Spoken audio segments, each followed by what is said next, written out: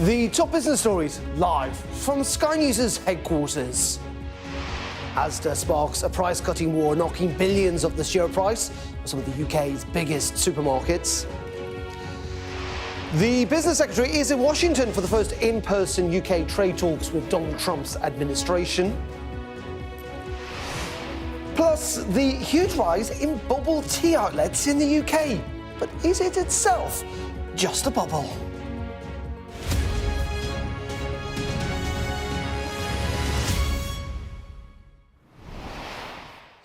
Very good morning on this Tuesday, Business Live, with me, Darren McCaffrey. Well, we're going to start with what could be the opening salvos of a supermarket price war, because Tesco, Sainsbury's and Marks & Spencer have seen almost £4 billion wiped off their market value since last week. It comes after Asda said it will be investing more in cutting its prices. Tesco shares down by more than 12% yesterday.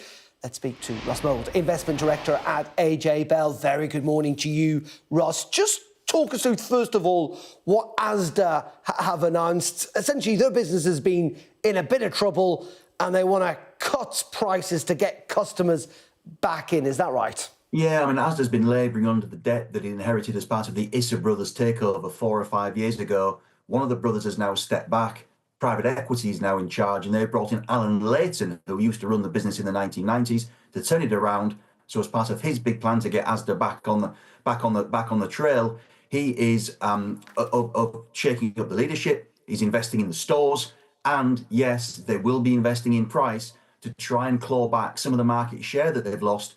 If you look at data from Kantar, Morrison's and Asda between them have shipped 4 percentage points of UK grocery market share. And over the same time period, Aldi and Lidl have gobbled up 4 percentage points of market share. So the maths is pretty straightforward. And this has had a big impact, hasn't it, Ross, on the other big supermarkets? As I say, Tesco down quite significantly yesterday. That is on the expectation of a possible supermarket war over prices. Do you think we're going to get one? Well, I mean, we'll see what Mr. Layton comes up with. He does talk about investing in price and availability, so there is a strong hint that pricing will be one of the weapons that Asda looks to play. And Tesco and Sainsbury's, their market shares have held up. In fact, Tesco has gained share over the last 4 or 5 years. So it's a legitimate risk for markets. And I guess there are two concerns here. One, they are seeing their costs going up, national insurance contributions, minimum wages, so there's pressure already there. And two, for all of the talk that we remember from about world supermarkets profiteering and price gouging during lockdowns and COVID, they work to really pretty thin profit margins. I know Tesco makes £3 billion a year and Sainsbury's £1 billion a year, so there may be a few tears shed among consumers, but as a return on sales, they make only around 3%, so they haven't got a vast amount of room for manoeuvre if somebody does start to get the price weapon out or costs start to go up at the same time. Yeah, we're just talking about the share price there. It is bounced back for some of them today, hasn't it, Ross? I suppose if you are a consumer, frankly, this is good news, even if the other supermarkets don't respond. I mean, by all estimations, you'll be able to go to Asda and get things a bit cheaper. Yeah, absolutely. I mean, if you're a customer, this is the sort of thing that you want to be hearing. As a shareholder, you're always looking at the companies in which you invest.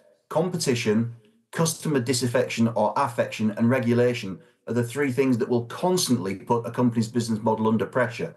The strongest business models can withstand all three, and it's really not easy to do, but normally one of those three will catch up with you at some stage, and to try and defend yourself, you need either market share or a technological edge or a strong brand, and that's what the big supermarkets will be hoping that they can do, Tesco's and Sainsbury's, to fight back, use their share, use their brand, use their pricing muscle with, say, sub-suppliers to try and, if there is a price war, compensate and preserve those relatively thin margins that they've got. Yeah, I have to say, it's interesting, isn't it? I've been to other countries, lived in other countries, and we don't appreciate that we've got a pretty healthy, it must be said, supermarket business in this country, in the sense that there is a lot of competition. Russ, for now, and as always, thank you very much indeed. Russ Mould there from AJ Bell. Thank you. Now, the Business and Trade Minister, Jonathan Reynolds, is in Washington to meet US officials today. They will be the first in-person trade talk since Donald Trump took office, and our economics and data editor, Ed Conway, has more details. For the UK, I mean, ironically, we are in a better position than almost any other country in the world when it comes to this. I mean, I say better because it's hard to see real winners from this. In a world where the cost of just sending a good from here to another country is going up, which is basically what tariffs do. They just raise the cost of doing commerce. In that world, everyone gets at least poorer in the short run. The idea is America can reindustrialise in the long run, but that will be a few years from now if it does happen. So it's hard to see anyone getting better off. But in terms of the country which might face the least damage, the UK is in a relatively good position there because obviously we're not part of the EU anymore. We don't negotiate alongside Europe, and that means that we're not in the same trade club there. There is a long-standing relationship with the US, but I think most of all, and again, we've the past year with mental health. Trump card, excuse the pun, our Trump card is that basically we don't send that many goods to America. They send more stuff to us than we send to them, or at least it's kind of more or less balanced. And at the upshot of that, and you heard it from Keir Starmer when he was there in the White House, he said, as you know, President, we have a deficit with you. You know, you have a surplus with us. You're sending us more stuff. And so that's the point they want to just make. And as a result, we're not a threat to you, and so don't slap us with the tariffs. I think the next thing to look out for, which could affect the UK, is this reciprocal tariff, which is, in some senses, this fiendishly complicated idea that basically says, America, we want to impose the same level of tariffs on you as you're imposing on us, which is, you know, it sounds simple, but actually it's kind of incredibly complicated. That could get the UK, because among the things that, from American eyes, is a tariff, but to us doesn't look like a tariff, is VAT. And so if that's imposed on the UK, that would be a really big deal. So, you know, it's not just the steel and aluminium. Jonathan Reynolds needs to talk about that stuff as well, which is forthcoming, supposedly.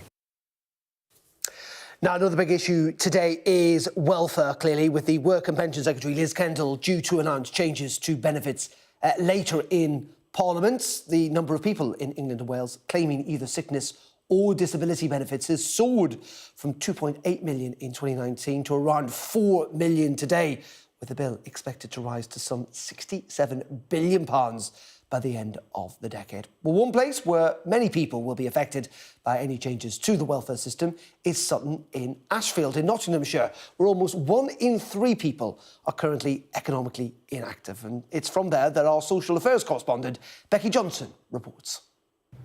It's in places like Ashfield in Nottinghamshire where welfare cuts will be felt.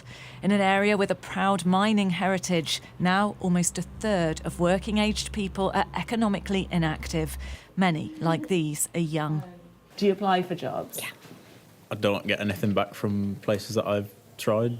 Some people don't have the incentive to do it. I'll mix it for you in a minute. Holly's 17. She left college and doesn't have a job, so now claims disability benefits.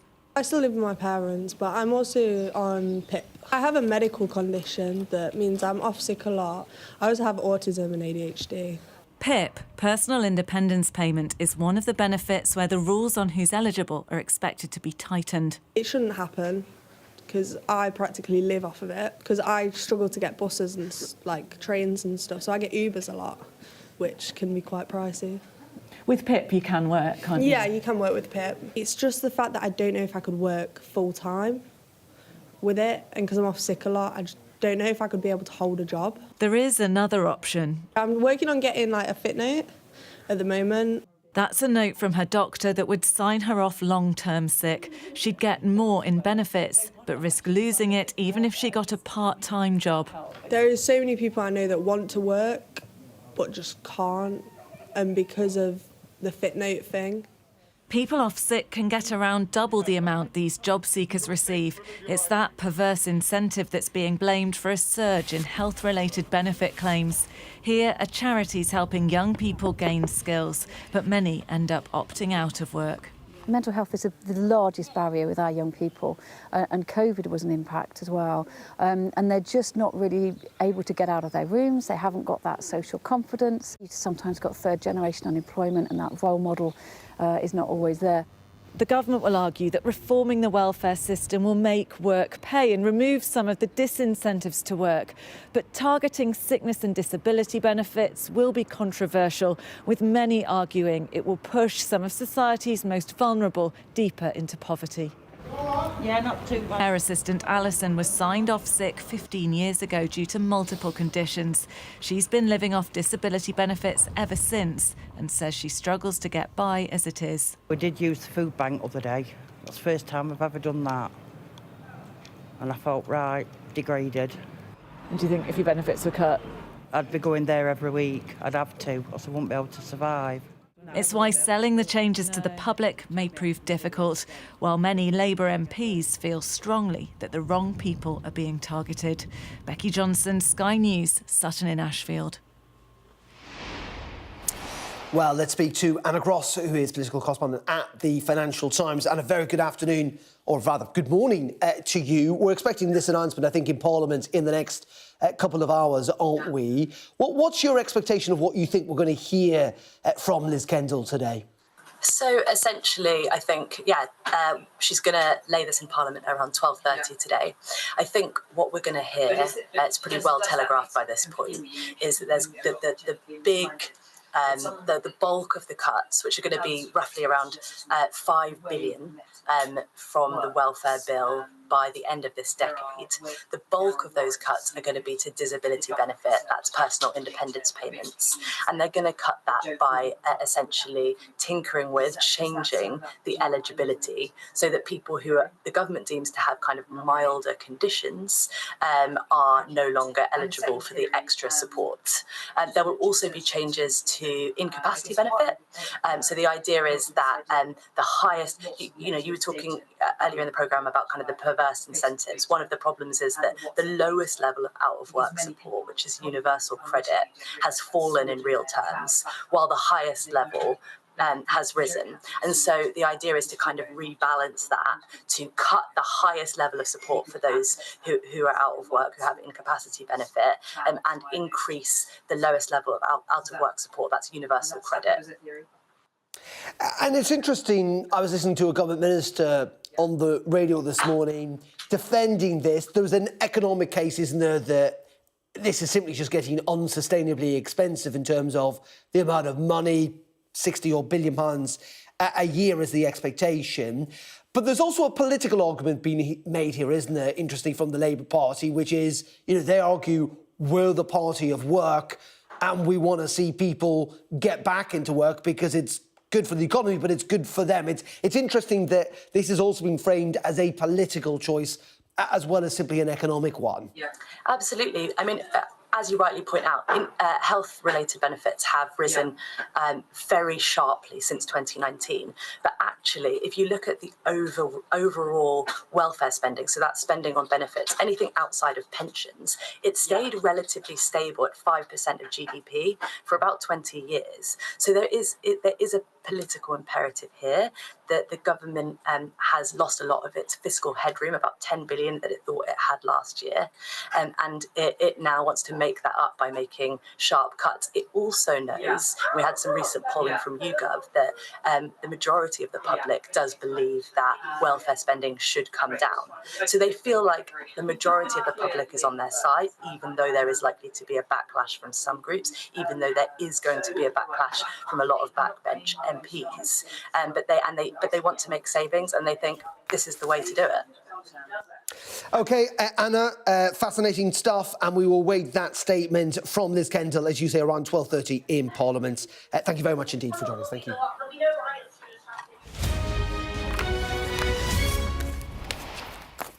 OK, let's have a look at how the markets are doing on this Tuesday morning. Emma Wall is head of platform investments at Hargreaves Lansdown. Emma, as always, very good morning to you. Just talk us through this kind of roller coaster ride that we're getting used to, I think, when it comes to the stock market. It's up, it's down. We've had a little bit of a rally in regards to what happened off the back of last week. Is it here to stay, this most recent rally, do you reckon? I'd love to be bringing you optimism, but I'm afraid I can't. Perhaps some cautious optimism about the way that this week looks, insofar as actually we do have a bit of stability in expectations of what we'll hear from the two major central banks in the UK and the US, who will both be making decisions about interest rates this week, in which we expect them to hold. So that at least gives the market some stability. But in terms of equity pricing, this recent rally, so we're on day 4 for the FTSE 100, day 2 for the S&P 500, but it comes off the back of an extremely bad week last week. And actually sentiment, particularly in the US, is very much risk off. So markets have rallied for a couple of days, but what I thought was really interesting we saw out this morning is Bank of America conducted its monthly fund manager survey, and it's seen its biggest fall ever in allocation to US equities in March, and actually the second biggest fall ever in attitudes towards economic growth in the US. So if we think about the sentiment, despite the fact we have had a little bit of a bump over the last couple of days, the sentiment is definitely considerably more negative. And this is down a lot in part to the fact that we just don't have any certainty over tariffs still. You know, you talk about markets being up a bit, down a bit. Well, tariffs are similar. Do we have them? Do we not have them? And markets just simply do not like to operate with these levels of uncertainty. One thing that is up, Emma, though, of course, is gold, isn't it? Yet again, proving itself to be a safe haven. And it's not just gold. Silver's doing pretty well as well, isn't it? Yeah, so they have slightly different drivers of these two metals. Silver is a much more industrial metal. It's less of a safe haven than gold. But you do see these really interesting to see both of these metals rally at the same time as having an equity rally. And this is because it really speaks to the fact that there is so much confusion in the market. So at the same time as being slightly more risk on in the last week, you've also seen a flight to perceived safety. And this really speaks to that point that there is so much uncertainty in the market.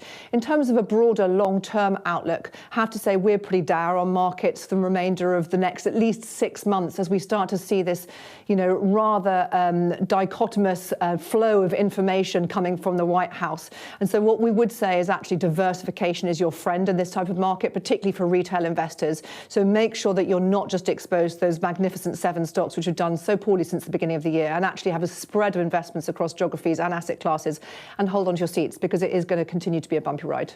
Yeah, indeed, hold on to your seats. And just very finally, coming back to the big story back here in the UK today, and that is clearly around welfare. I was talking about the politics of it just then. Let's focus, if we can, just briefly on kind of the economics in the sense that here we are yet again. Governments always talk about trying to cut the welfare bill. They always set out about what they would like to see. There's lots of talk today about £6 billion. But in the end, most governments really fail to get anywhere close to those target figures, i.e., you know, they just never really fundamentally cut welfare in a kind of economically meaningful way that saves the Treasury lots and lots of money. Is that fair?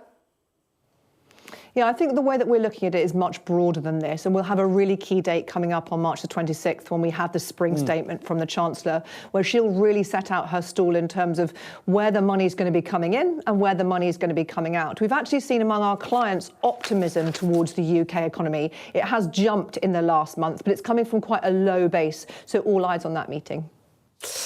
Emma, as always, appreciate your time on this Tuesday morning live from Bristol there. Emma Wall, thank you. OK, you're watching Business Live here on Sky News. Now, coming up next, bubble tea. You a fan? We're going to be talking about the bubble tea phenomenon. I'll be speaking to the boss of Gong Cha, who is planning to open 225 new outlets across the UK. Stay tuned.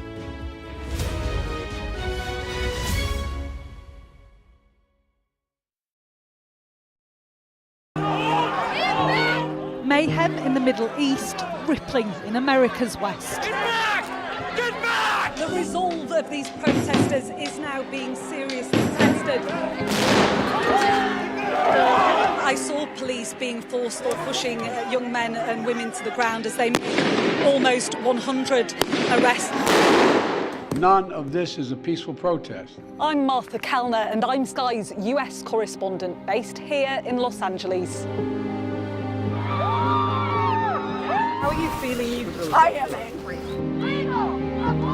It is an anti-woman agenda. Sky News, get the full story first. Will the cold affect your voters? Well, we have a lot of tremendous support, but it's nasty out there. Can you beat Donald Trump, Governor? President Biden, do you trust President Xi? President Biden says that this meeting went well. He said real progress was made on a whole host of issues. Will your candidates win? I hope so. I think they will. I think they're great candidates. There's no doubt that Kamala Harris and her team are harnessing the power of social media. Do you think Kamala is brat? Kamala's brat. Are you scared? Yeah, we were scared. It was terrible. Strong wind, building tearing down. As them say, our God works, so we can't do nothing. The people here know that worse storms may well be on their way. Free, wherever you get your news. Excited. I've had severe nightmares of these people coming in and just taking me in the middle of the night. Ghislaine Maxwell has pleaded not guilty to all 6 charges against her. Mum, how are you feeling today? Jeffrey said, you answer to Ghislaine, you just don't cross her. Sky News get the full story first. Is this now all your territory? Yeah. The battlefield is outside the barricades. We are in the middle of a forest, in a jungle really, and they're attempting to keep these men alive. I'm Stuart Ramsey, and I'm Sky's chief correspondent.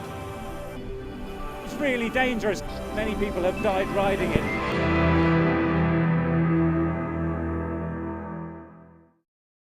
This is the game changer seat. Look, it even comes with binoculars.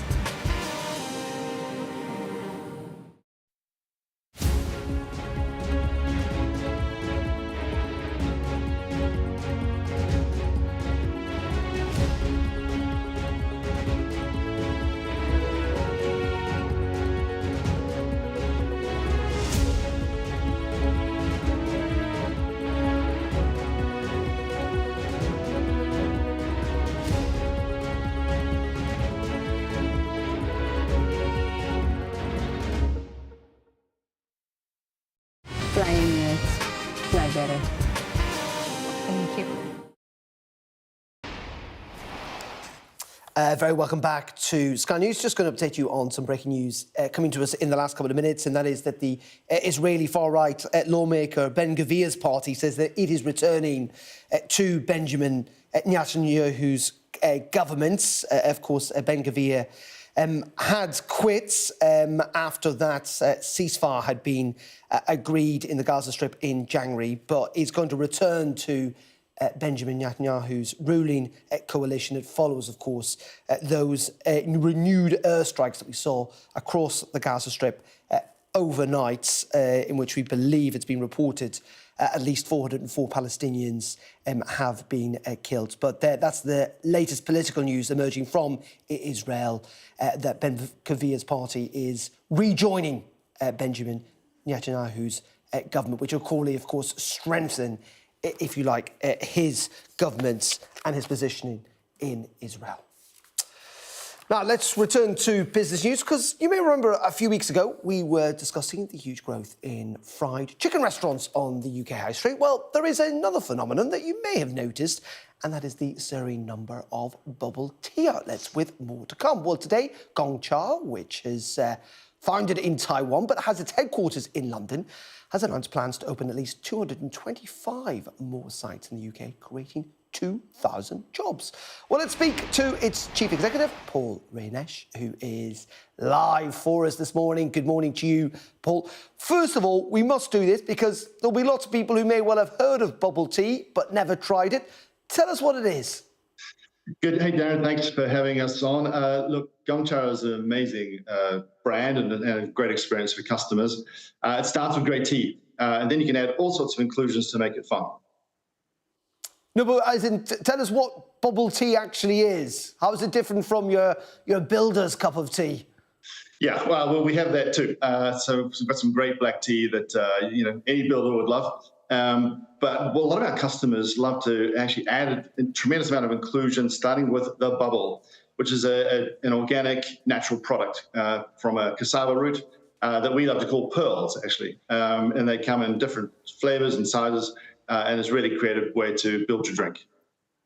Marvellous indeed. I've had it myself, a big fan, and clearly a lot of other people are as well, because you're announcing this big expansion here in the UK.